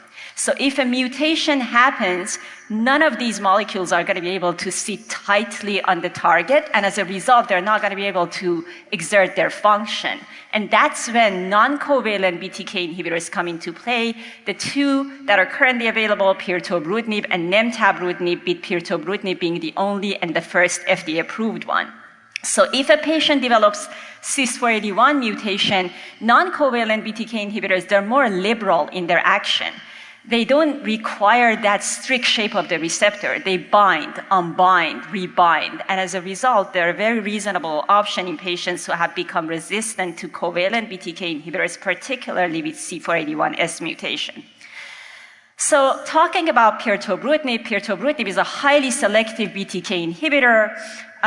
And if you look at the steady state plasma exposure, it corresponds to 96% of BTK target inhibition with a half-life of slightly less than a day, 20 hours. And here you see that in contrast to covalent BTK inhibitors, it appears to stabilize BTK in a closed and inactive conformation. And as such, it blocks access to upstream kinase and phosphorylations, and it inhibits scaffolding interaction that support kinase-independent BTK signaling. So the trial that resulted in the approval of pirtobrutinib almost a year ago is a phase 1/2 Bruin study, phase 1 dose escalation, dose expansion, and the drug was given in 25 to 300 milligrams daily dosing. And the recommended phase 2 dose was 200 milligrams daily. And if you look at the eligibility criteria, so each cycle was 28 days, and cohort expansion was permitted. And in terms of eligibility, adult patients with good performance status, meeting criteria based on IWCLL, and the key endpoints like any phase 1 and phase 2, safety, tolerability, in addition to some efficacy endpoints, particularly overall response rate. So to simplify this, Bruin had multiple cohorts. The one that I'm focused on is the CLL cohort, and here you see that the specific subcohort is the one with prior covalent BTK inhibitor exposed patients, which were 282 patients.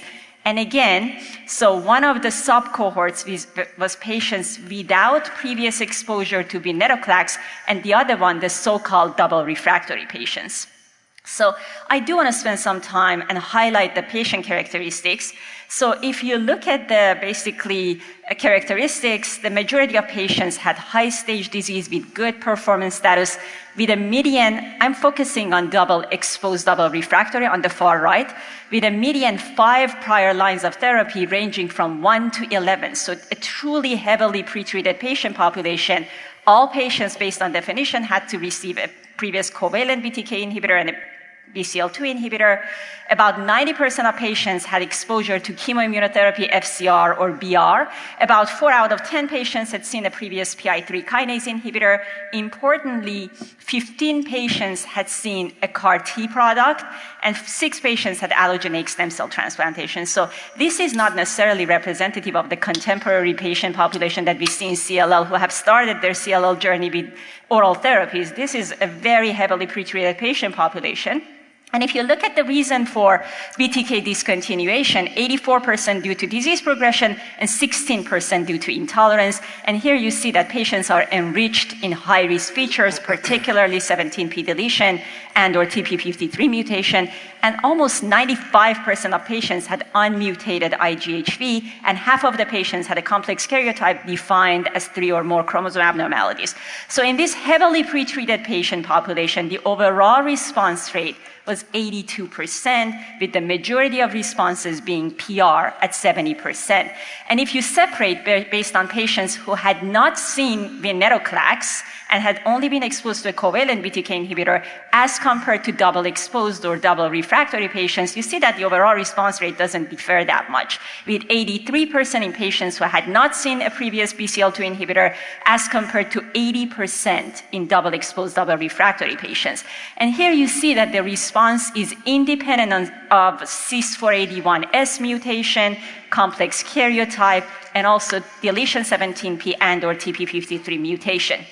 I do basically bring it to your attention that patients with PCL2 or PLC gamma 2 mutation, they were borderline, so they did not respond as well as patients who lacked PCL2 gamma mutation.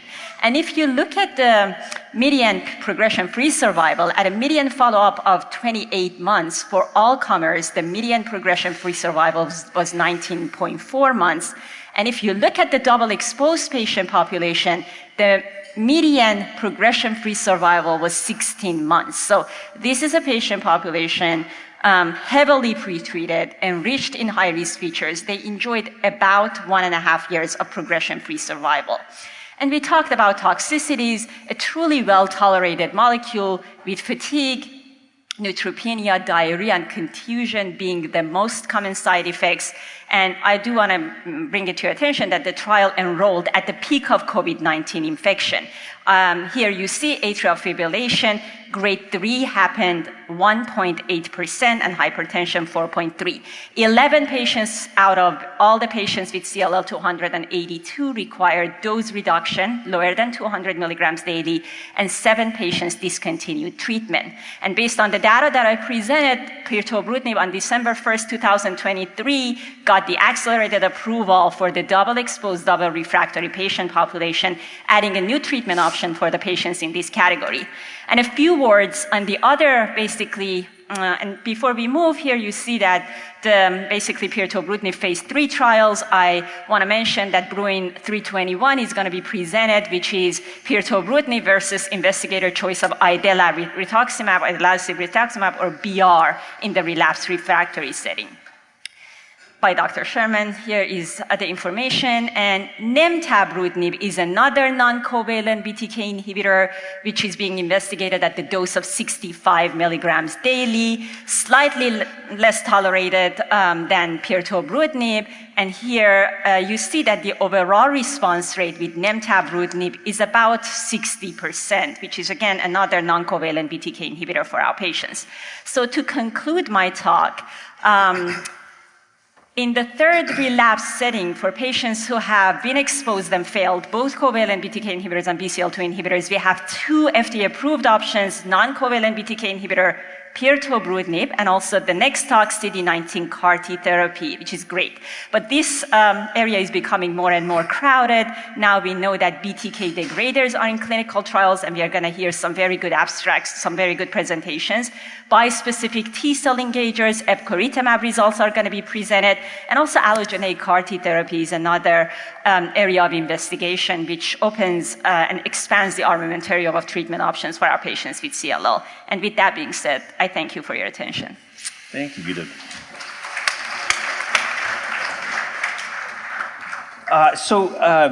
Kerry, the population of patients who are double refractory, in my own practice, I'm in a community setting.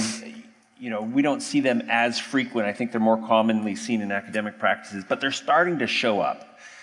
I think community docs are starting to see these double refractory patients like, oh my God, what do I do? Do I go to chemotherapy? Do I, what's my choice? So how does age and sort of functional status, is sort of reflective of the first question here, how do you determine where you're going after somebody's got those 2 drugs?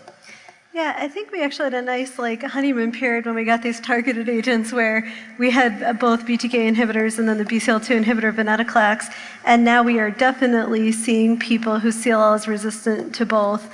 And I think you're right, these patients are frequently either had been treated in an academic center and got targeted agents earlier in study or were referred because it's difficult to know what to do.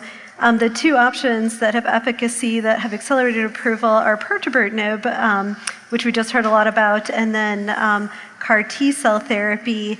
I think that pirtobrutinib is exceptionally easy to use. So you can give people the drug. Most of them tolerated a BTK inhibitor, so patients are like, cool, it's like a more tolerable version of the ibrutinib I got, before I got venetoclax. And, it's easy to start and take, but I always set the expectation with people that the amount of time it works for is about 1.5 years in this setting. If you have someone who's 80, their life expectancy still might be more than 1.5 years, and so they're going to be in a difficult spot after the pirtobrutinib. So while it's easy to do now, it's certainly not a long-term solution. And these are definitely the patients where participation in a clinical trial, if they're able with something like a BTK degrader or novel agents, could have more benefit than even the options with accelerated approval. For younger patients, I think this would be a time when CAR T cell therapy should be strongly considered.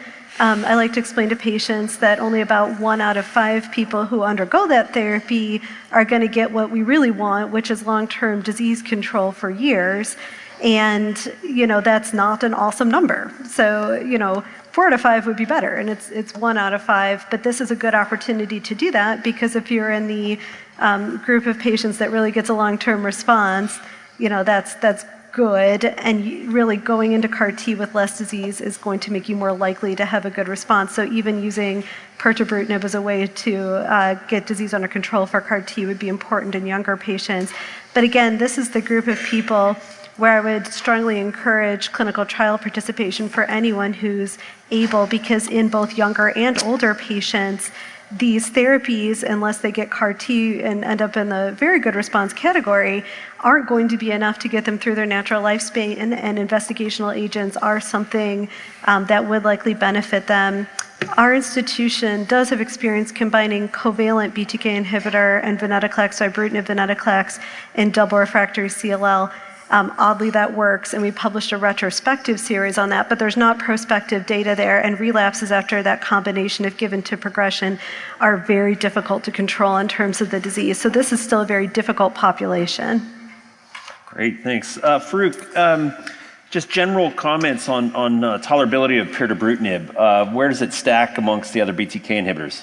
Very easy to tolerate. I think all the non-covalent BTK inhibitors, we haven't seen any unique specific side effects that I can remember. And we talked about what's important for the patient and what's important for me. That's different things. Do I see anything that's important for me? We do see the usual cytopenias with pirtobrutinib, which is what we expect with all patients with CLL, infectious issues. Do we see anything that the patient complains of? I really haven't had any issues. Once in a while, possibly some diarrhea, but otherwise they're very, very well tolerated. The problem is we don't have any head-to-head comparison to make a categorical statement on that. So early results look very promising that they're well tolerated. And Bita, any role for pirtobrutinib in the frontline setting? Is that any data to support that yet? So there is a trial, phase 3 trial, pirto versus ibrutinib. 20% of that trial belong to the treatment-naïve cohort, and 80% relapsed refractory. So let's see what the data is going to show. Right. And Bill, do you have any concerns moving pirto in front of a covalent BTK inhibitor with regards to mechanism of resistance? Yes, I do. We know for the covalent BTK inhibitors, the resistance-associated mutation is predominantly the C481 mutation. With pirto in the relapsed setting, we've looked at the mutation landscape among those patients. Many of them, all of them had had a prior covalent BTK inhibitor, many of whom had a C481 mutation. On pirto, they lose their C481 mutation, but there are others that they acquire. But it's 40% of the patients who have a BTK mutation associated with pirto resistance. And so there's some mechanism and resistance mechanisms that are in play, I think, with pirto that we don't really understand. It's approved in the relapse setting. And so I think it should probably stay there now until we have other data that supports frontline use of pirto. So I believe the sequencing that we're doing now is most appropriate based on the data that we have. Kerry, coming to you, I think what we're seeing more and more is switching between drugs. So if somebody's running into problems with one, maybe we switch to another. If somebody's responding to a second or third generation but running into toxicity, do you go to another second or third generation, or do you go to Pirto at that point, or how would you think about managing toxicity in that situation? Yeah, I think that's an excellent question. Certainly, there's data. There's a phase 2 study looking at acalabrutinib and ibrutinib intolerance, and that was done with zanubrutinib too. And we know that if people are intolerant to ibrutinib, zanubrutinib and acalabrutinib are effective and usually tolerated, not always. If you have someone with like a near fatal toxicity, like a ventricular arrhythmia, I'm usually done with the class for BTK inhibitors. Now with the use of the second or third generation, I absolutely would try, zanubrutinib if acalabrutinib weren't tolerated and vice versa. I haven't really had to do this much because usually they're so well tolerated you don't worry about it. So unless you have a toxicity of a severity that you would not even risk that happening again, I think switching between the covalent BTK inhibitors is good. I probably wouldn't go, zanubrutinib to ibrutinib just because usually that's a less tolerable one. Pirtobrutinib, because of the different mechanism and kind of what Bill was saying, I usually don't switch to pirtobrutinib for intolerance to a covalent BTK inhibitor. But I think it is likely it would be more tolerable, but I still worry that the resistance to the class picture is going to be a limiting factor, and then people wouldn't be able to benefit from a covalent BTK inhibitor. But I do suppose if someone really couldn't tolerate any of the covalent BTK inhibitors, that would certainly be an option, and there's plenty of data to suggest that pirtobrutinib is effective both in covalent BTK inhibitor resistance and in patients that don't have resistance to covalent BTK inhibitors, in those that have never been exposed to venetoclax. But I think it's trickier to switch to a different mechanism of BTK inhibitor. Great. Bita, one of the questions on here is skipping directly to Pirto after progression or so forth. So, different question. We asked the question if it's a tolerability issue, how do you switch between them? It's a different question though with resistance. So, would you ever go from Acala to Xanu or Xanu to Acala in the setting of progression, or do you go directly to Pirto in that setting? Maybe you could sort of highlight the rationale there. Sure. So if I'm truly convinced that someone is progressing on a covalent BTK inhibitor, I would not switch to another covalent BTK inhibitor. The current FDA-approved label for pirtobrutinib is patients who have failed both a covalent BTK inhibitor and a BCL2 inhibitor, but we are increasingly seeing that people find a way to go from directly a covalent BTK inhibitor to pirtobrutinib without the patient having tried venetoclax. I think it's a matter of style, in addition being kosher and compliant with the FDA-approved labels. I am an unapologetic fan of time-limited therapy, so even if I can, after the covalent BTK inhibitor, I can have some years of progression-free survival with venetoclax, I would prefer that rather than going on to another, potentially indefinite therapy.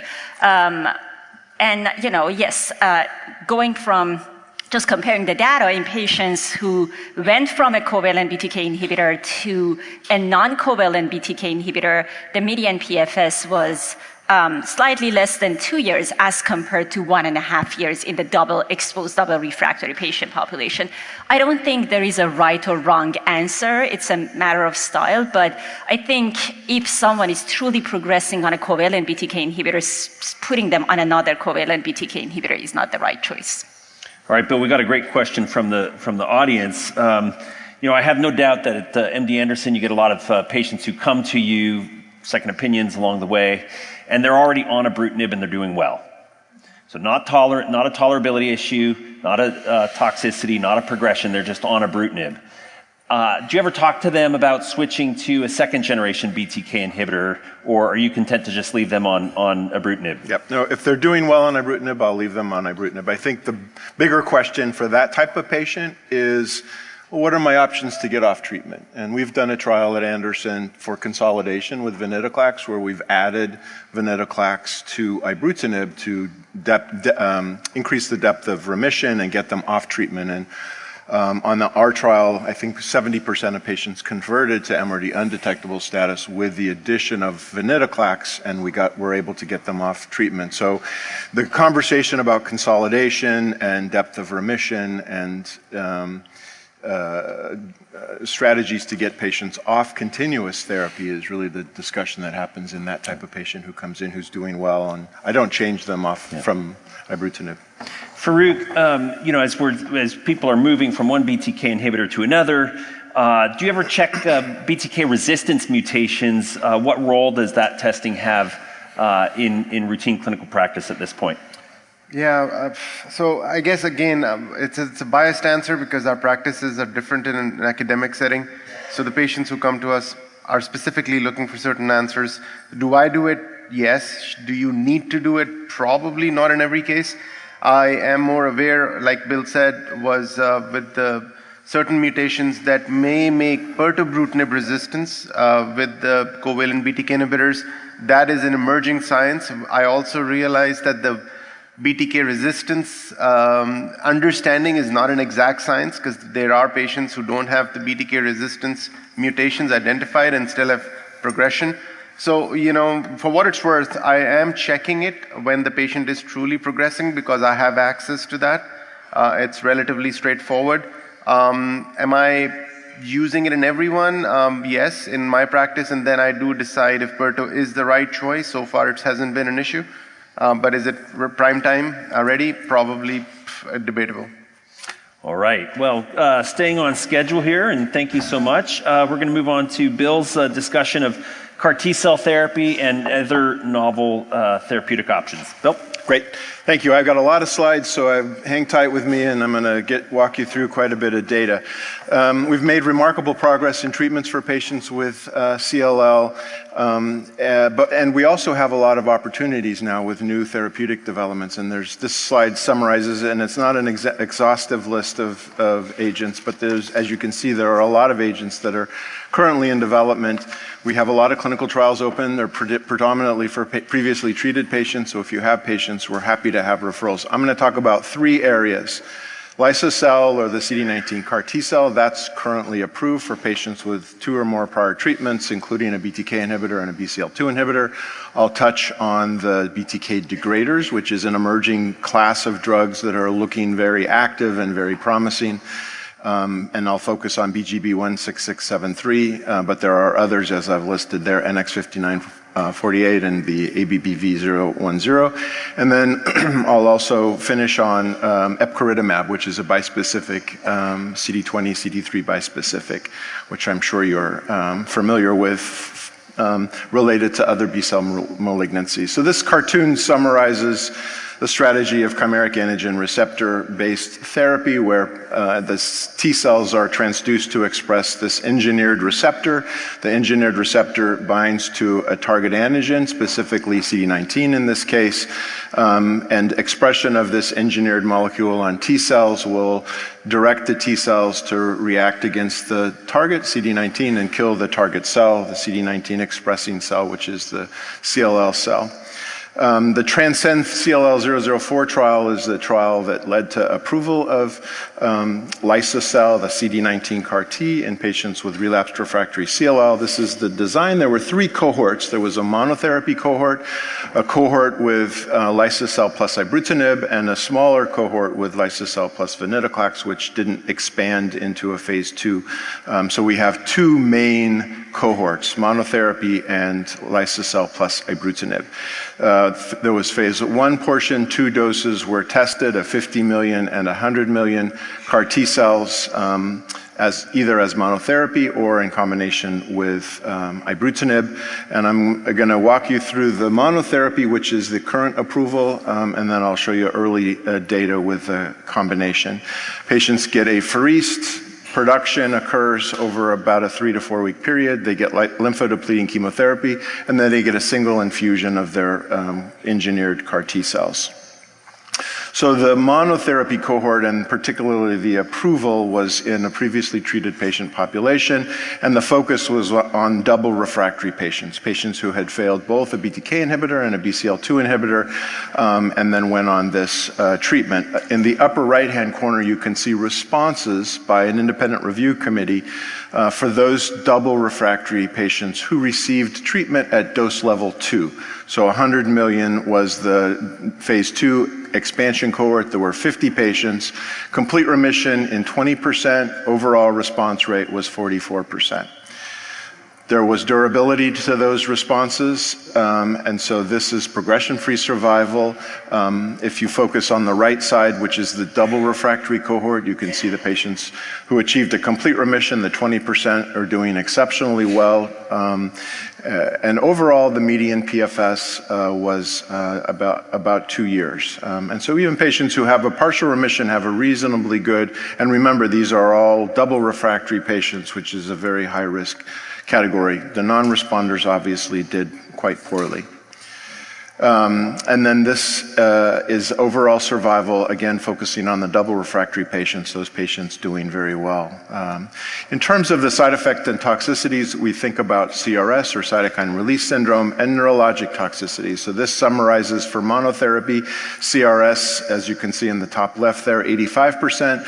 Most of those were either grade 1 or grade 2. Neurologic toxicities, all grade and 45%, and then it was 19% for the grade 3 or higher neurologic events.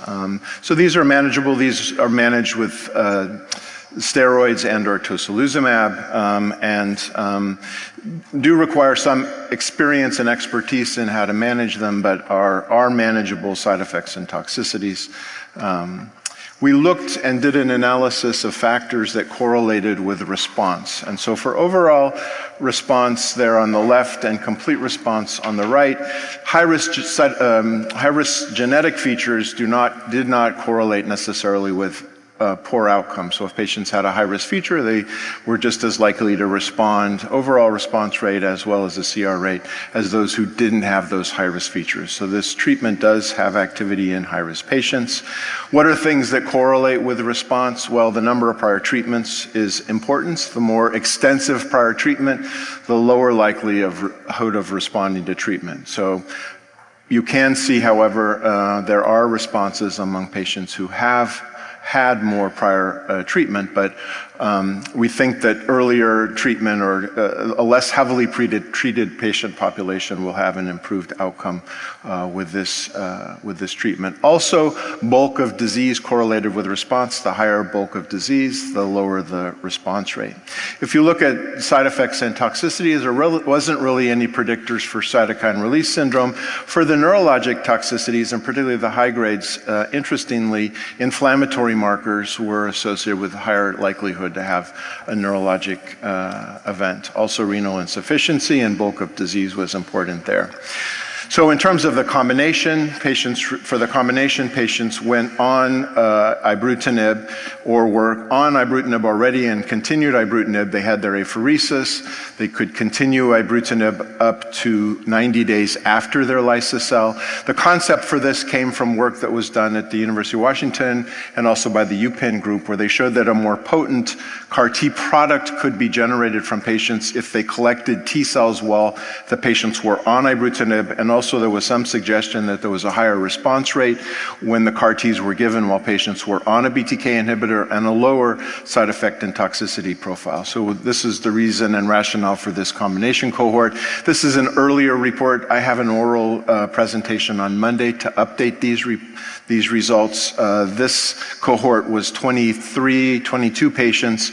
The update is going to be 56 total patients, 51 who were treated at dose level 2. On the left, you can see the responses by the IWCLL criteria. On the right is the MRD data. So there was a high response rate. Now, this data is generated by investigator-assessed responses, whereas the monotherapy data that we focused on was by independent review committee. So you have to take that into consideration. But you do see an impressive response rate, including a high complete remission rate. And on the right, you can see a high undetectable MRD rate. And those responses also were durable and continue to be durable. These are the CRS and neurologic events, which it's hard to compare across the cohorts, but there may be a suggestion that there are lower incidents of those events. Ibrutinib does come with side effects and toxicities, and we did see those in some patients. Cardiac events and atrial fibrillation were seen, but there were no significant risk safety signals that were seen with the combination that were not anticipated, and there was good activity and tolerability. So moving on to the degraders. So this is a very important category of drugs. They function by binding to their target. In this case, it's BTK, and they facilitate and induce ubiquitination of the protein, BTK, again in this case, which ushers the protein to the proteasome, and the protein is degraded. And so that's a way of eliminating the target, particularly in the CLL cells. This is with BTK. So this is just an example of a phase 1 trial that's ongoing. BGB 16673 is a Beijing drug that's in development. They did a ramp up in terms of the dose, and then I'll show you the responses. So these are the side effects and toxicities. It appears to be very well tolerated, not a lot of grade 3 or greater, and those are ones that we would expect in a previously treated patient population. Neutropenia, cytopenias, and infection is a risk. There is activity if you focus all the way to the right. You can see the responses here for 43 patients, the overall response rate being 73%. This is the swimmer plot in terms of dose and response. And so this is an area that I would keep my eye on as very promising. And then finishing up with epcoritamab, which is a bispecific CD20, CD3 bispecific. These data have been presented at prior meetings. There's a cohort for relapsed refractory patients with CLL and also a Richter's cohort. This is a subcutaneous drug. It's delivered monthly for the first 3 cycles. Weekly for the first 3 cycles, and then for subsequently it's spaced out to every other week and then once a month. So these are early data in terms of the activity and side effect profile. We do see some CRS, tumor lysis syndrome, and neurologic toxicities, but also with this agent, very promising activity in a heavily pretreated patient population. Again, limited numbers of patients, 63% overall response, CR, and 33%. Deep remissions and activity, and so everybody's very interested and excited about this category of drugs offering promise for more treatment options for patients with CLL. So thank you. Fabulous.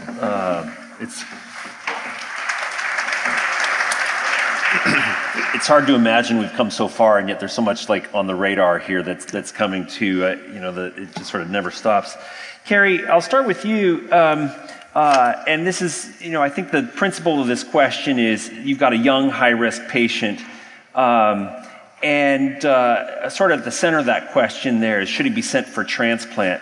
And so I'll sort of ask, if you got a young, high-risk patient who's failed several therapies, how are you triaging allo transplant versus CAR T? Are you guys doing allo transplant? What's the role in that setting? Yeah, so I think that these, the initial recommendation for, back before these novel agents for a young patient with TP53 altered CLL was to do FCR and get an allo immediately. And I think it's great that we're now talking about allo transplant after years of good quality of life for these patients taking novel agents. So just starting there with I love that this discussion has moved later.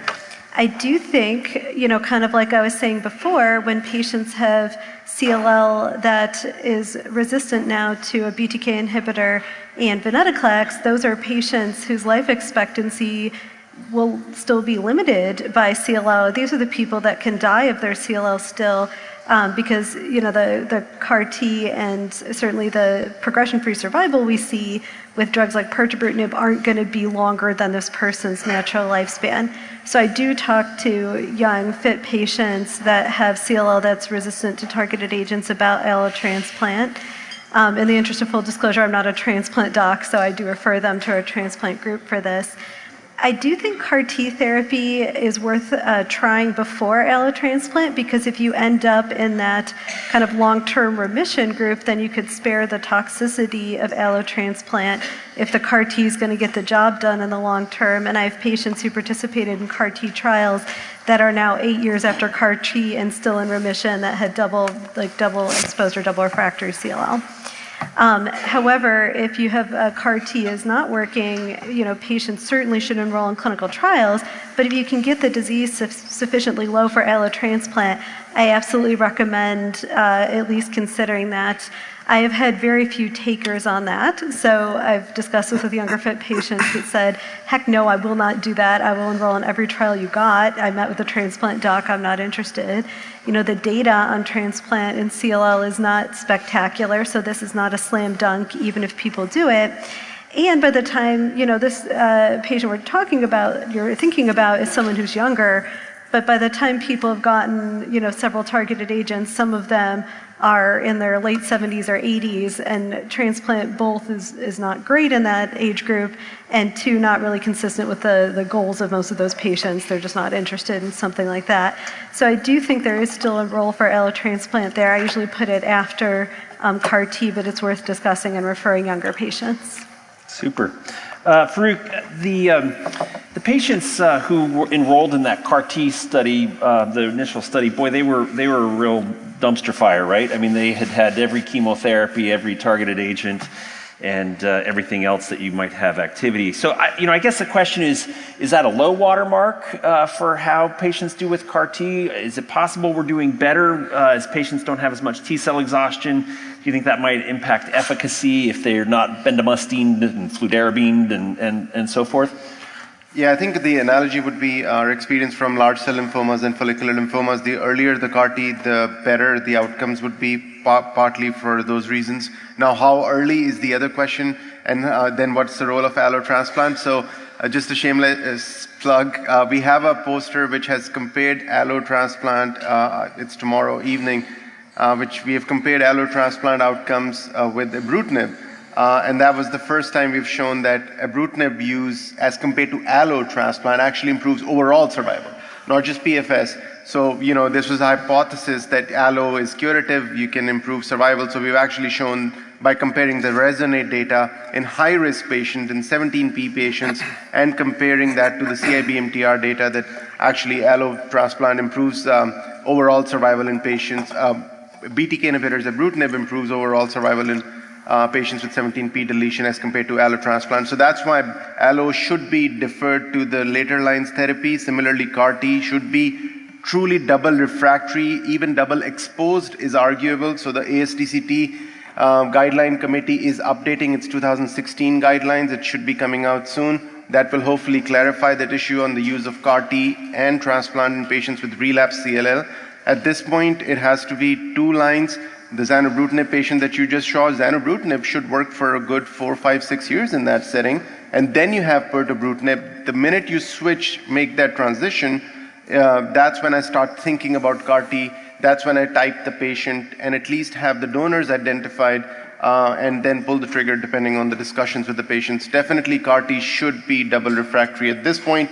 Now I would rather do it a little earlier than 10th line therapy because that's where they would have the best outcomes. Bita, this question is going to come to you, but it's based on something Bill said, and I just a piece of data I hadn't seen before, which is that the efficacy of CAR T is based to some degree on the bulk of disease, right? And so, as you think about maybe somebody with double refractory disease getting onto pirtobrutinib, how do you the question here is about bridging therapy to CAR T.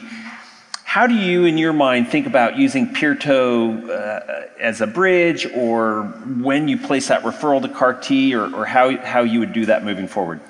That's a great question. I have basically followed that approach that, okay, let's use pirto and then go to CAR T. The problem is patients enjoy their pirtobrutinib so much that they sometimes become resistant moving forward with CAR T because they're enjoying it, they're responding, but then we review the data. So, there is no right or wrong answer. You can honestly get all the mileage that you can from pirtobrutinib and then move to CAR-T, or if a patient is agreeable that at some point, 1.5 years later, based on the data, their disease is going to progress, so why not do the CAR-T earlier? And again, cross-trial comparison is fraught with bias, but if you look at the pirtobrutinib CAR-T data for the double refractory cohorts, the median PFS with pirto was 16 months versus 11.9 months for that double refractory cohort. So if I have to use basically bridging therapy, I very much prefer ibrutinib because of the basically data that was presented by Will, especially if they haven't seen ibrutinib for a while. I just want to enhance those T cells before collecting them. But as you said, whatever, sometimes I put them on a PI3 kinase inhibitor to debulk and then take them for CAR-T therapy. But I personally use pirtobrutinib as an independent entity rather than bridging therapy because I think the data is still good. That's great. Thank you. Bill, for patients who don't respond to CAR-T, or maybe I'll ask the question slightly differently. If bispecific antibodies get out there more abundantly, do you think they'll compete with CAR-T in terms of, you're going to fail a bispecific first before you get to CAR-T, or how do you think that's going to evolve? So I think they will be an option that we'll talk about with our patients and in the context of relapsed refractory disease and in the context of making a decision about CAR-T and whether or not patients want to move on to CAR-T. One of the things that I'll be looking for is the long-term progression-free survival and time to relapse data, and having a better understanding of, is there a difference between the bispecifics and the CAR-T strategy? We see persistence with the CAR-T cell therapy, so one infusion, you can see CAR-T persisting out to more than a year. And that's been associated with better outcomes. So I think we need a little bit more data. We will have a little bit more data when the time comes that there is a bispecific available for us to use in CLL. But I think for me, one of the things that I'm really interested to see is what is the long-term outcomes for the CAR-T patients and how does that compare to the bispecifics, and that will be helpful in selecting and directing patients in the discussion.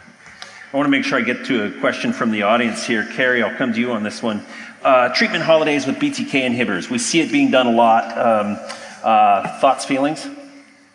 Yeah, so when I think about the word treatment holiday, we're not talking about stopping a drug for surgery or for a toxicity, but literally just saying like, hey, take a break from this. And I absolutely do not do that. These drugs were designed and studied to be given continuously. We saw that data that actually you showed, Jeff, where the response continues to deepen out to 7 or 8 years. I don't think just giving people breaks because it sounds nice is a strategy that is going to enhance their long-term outcome. I also think there's, again, not really definite data, but the suggestion that actually interrupting therapy repeatedly is what increases the risk of resistance there. So I do not give people BTK inhibitor holidays just because it's fun to take a drug holiday. If I'm going to stop a BTK inhibitor, there has to be a reason. And once I've stopped, even for toxicity, if people are in a good remission, but I know it's not going to be super long because they were only on the drug for about 2 years, or people that needed extensive surgery and had to be off the drug for months, I actually wait till the disease meets treatment criteria before restarting a BTK inhibitor. Drug holidays haven't been studied, and I think based on the limited data available, there's a strong possibility that they'll increase drug resistance, and no data it prolongs PFS. Well, great. Let's give a round of applause to our panel here. Thank you very much.